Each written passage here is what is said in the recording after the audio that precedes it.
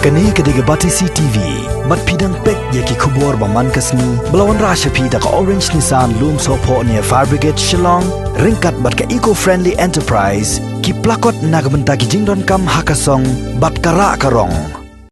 Sembut Menteri Rangba kani kejela ubak Preston Tensong, hakaju keporu bolong way ni kinong ilam jong ka National People's Party Meghalaya State Unit. Ulapan pa ba nakalyang jong umdan kajing sengaw artatien, baki MLA jong kisang riulom, kin kersian ni ukertong yaman lang jong ka kanhon, Meghalaya Democratic Alliance u Dr. W.R. Kharlukhi. Ubak Preston Tensong ula keren ya kani harin balami ke khubor, baki dan ki katu kani kisang riulom, ki bakersian ya ke sorkar MDA, Henry ki lapar ban kersian ya ke NPP, hakani ke election MP Syaraja Sabah. Kaban salong haka khat kandai trek mata benajil leo arhajar arpo. Katkom ke khobor balami laong ru baki MLA jeng kisang riulom kila ban kersian yau Dr. W.R. Kharlukhi nakadaw ke jingkersian jong ke MP nakaseng NPP Natura Parliamentary Seat ke agat hasangma ya ke Citizenship Amendment Act ha Parliament. Iswa bangin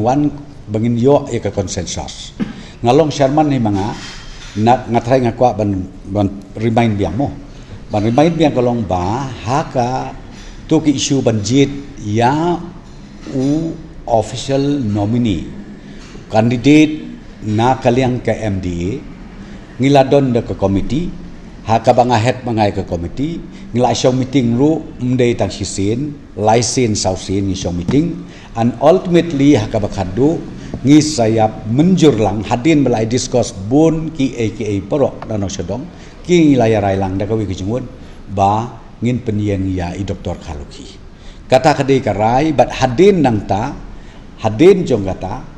nakaliang jongi ki member ki badon hakatuka komiti bangin finalize ngi saya syong biang bat ka MDA ru bat nakaliang jong ngasa declare ba unanimous candidate jongi idei Dr. Kharlukhi nga ya kanihi ka ba ngasios ngau na pi sa ngamla ban ngai still I cannot accept it lada don kanu matrai ka platform ka bingila ben kred de haka MDA meeting de ka MDA meeting tinggal ada buruk MDA meeting bingin syong haka kat nyautorik kastan jongi kalong very clear kumnukin keren klebi kumta haba kastan jongi kalong very clear bangila pasuk resolution hapo house itu ba ultimately namar ngimla ban stop ya kata kejing pas ya ka namar kani ke parlimen ya ka CEA amendment bill ki pasa parlimen mdei hame kala legislative assembly wat lada phiong ka kersian kam kersian namar ki contents ki baka keren ka agatharu ngathri biapet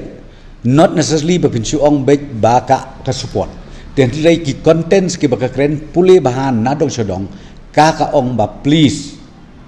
eno kata de ka besai kedar de hang ta mengopi ngila de bi keren haka komiti rung lai kren bunsin ngilai slok luci kita ke ike brokhoj ultimately ngilai sim karai ya kaban nominate ya i Dr. Kharlukhi ya kata mau pingin syong ka MDA meeting saya syong number 1 number 2 ngin ya thulut ya kata ka strategi ya pi kabaga kai ngilai tip ngi job election kum ngilai tip panlek okay in case they abstain but kan ya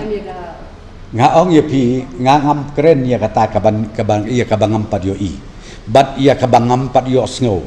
lane bandon kan ngono kata kejing keren kabalong kumni kumtai kumbalong mentai i Dr. Kharlukhi i official candidate not only NPP rejong ki MDA partners barok